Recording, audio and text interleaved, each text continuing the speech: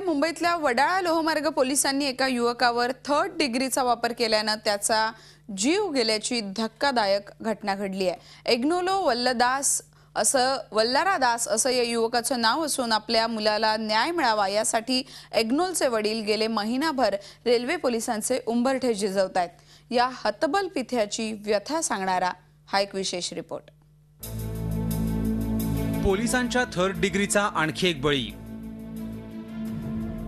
Railway पोलिसांनी केला third डिग्रीचा वापर। पीडित पित्याला कधी मिळणार न्याय? मुंबईतल्या पोर्ट ट्रस्टमध्ये काम करणारे लिओनार्ड वल्दारास गेली महिनाभर आपल्या मुलाच्या मृत्यूला जबाबदार असलेल्या रेल्वे अधिकाऱ्याला शिक्षा व्हावी यासाठी वणवण भटकतायत। एका चोरीच्या प्रकरणात लिओनार्ड यांच्या मुलाला वडाळा रेल्वे पोलिसांनी अटक केली होती, पण 2 दिवसांनी लिओनार्ड यांच्या मुलाचा अपघाती मृत्यू झाल्याची बातमी आली। ये वडाला रेलवे पुलिस स्टेशन वाले ने लेके गए थे 16 तारीख सुबह 2 बजे। अभी ये लोग 18 तारीख बोल रहे कि ट्रैक में ही वो मर गया, भाग रहा था, बोलते हैं ट्रैक में मर गया।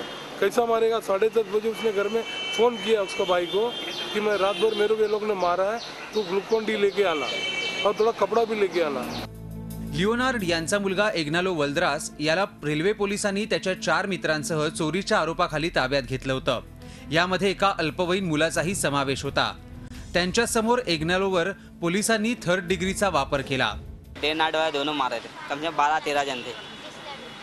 बांध के रस्सी जहाँ मारे थे, बकरे के लटका के मारे थे। बोलते ऐसा तुम लोग ये बकरा हलाल करते ना, बोलते बैल हलाल करते, ऐसा तुम लोग ऐसा हलाल करेगा। CCTV फुटेजमध्ये दिसत होता त्या असे 4 लोकांना आम्ही आमच्या ताब्यात घेतलं होतं आणि त्याला जेव्हा कोर्टात आम्ही नेत होतो त्यावेळेस त्याने ट्रेनमध्ये जंप मारून दुसऱ्या ट्रेन खाली येऊन थोडंसं म्हणजे त्याला जखमी झाला होता। जखमी झाल्यानंतर त्याला आम्ही सायन हॉस्पिटलमध्ये पाठवलं, त्यावेळेस सायन हॉस्पिटलच्या डॉक्टरांनी त्याला डेथ घोषित केला। वडाळा रेल्वे पोलिसांनी या चौघांना अटक केल्यानंतर 2 दिवस होऊनही न्यायालयात हजर केलं नव्हतं। तशी तक्रार लिओनार्ड यांनी न्यायालयात केली होती। न्यायालयानं चौघांना हजर करण्याचे आदेश दिले, पण न्यायालयात यांना नेण्याआधीच एग्नेलोचा रेल्वे अपघातात मृत्यू झाल्याची माहिती दिली। या घटनेची चौकशीही झाली।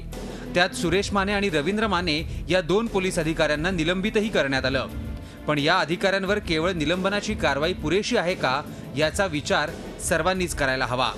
Ajit Mandhare, Zee media, Mumbai. Zee 24 तास रहा एक पाऊल पुढे।